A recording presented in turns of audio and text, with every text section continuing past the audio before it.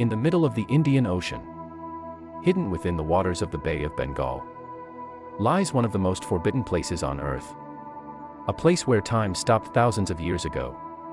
A place untouched by modern civilization. A place where outsiders are not welcome. This is North Sentinel Island, home to the last truly isolated tribe on the planet. And entering their territory could cost you your life. North Sentinel Island is part of the Andaman Islands, governed by India. From above, it looks peaceful, dense green forest surrounded by white beaches and turquoise waters. But don't be fooled. The island is protected by Indian law. No one is allowed within 5 nautical miles of its shores. Why? Because the people who live there, known as the Sentinelese, have chosen isolation for thousands of years. They reject all contact with the outside world. The inhabitants of North Sentinel Island may be the last, uncontacted people on Earth, and they'd like to keep it that way.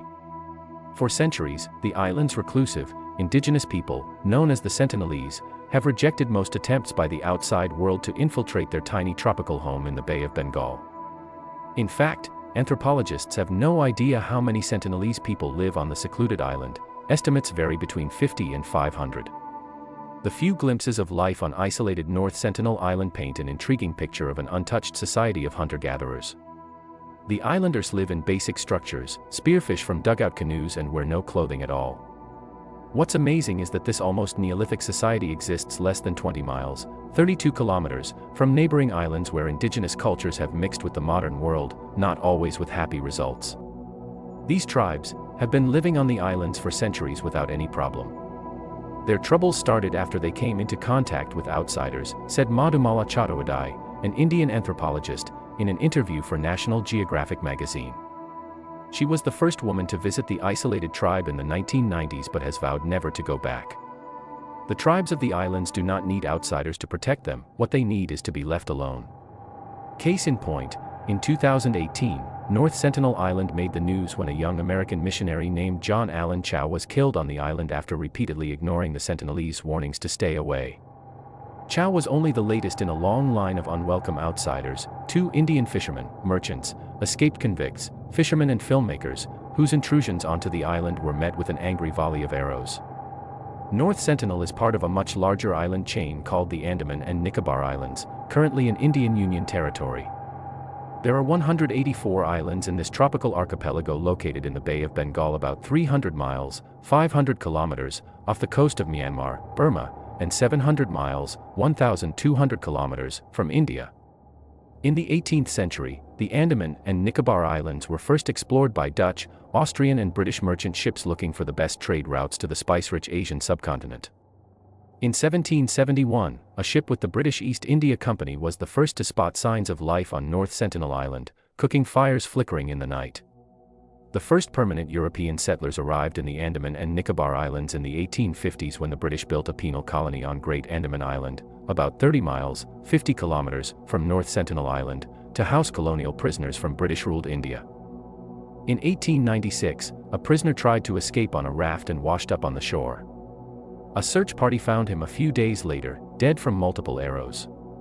The prisoner's death confirmed previous reports from a shipwrecked Indian merchant ship of small naked men firing arrows on North Sentinel Island. The island and its unwelcoming inhabitants remained unperturbed for another half-century. Since 1996, Indian law has made it illegal for fishermen, tourists, researchers, or other civilians to approach or land on North Sentinel Island.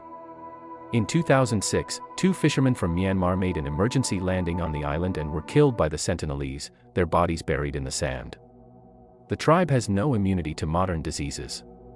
A virus that barely dents a healthy adult could, in theory, decimate an entire generation. Experts agree, the best way to protect them is to leave them alone. But that hasn't stopped people from trying.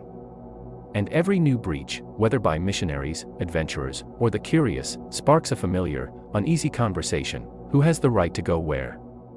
Where does cultural respect end and human curiosity begin? For some, that very refusal is the draw.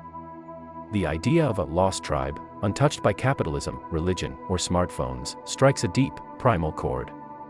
There's a voyeuristic thrill in imagining such a life, so much so that it often blinds outsiders to the fact that the Sentinelese are not reminders or remnants of a lost world. They are not frozen in time. They are living, present, and autonomous. They've made their choice.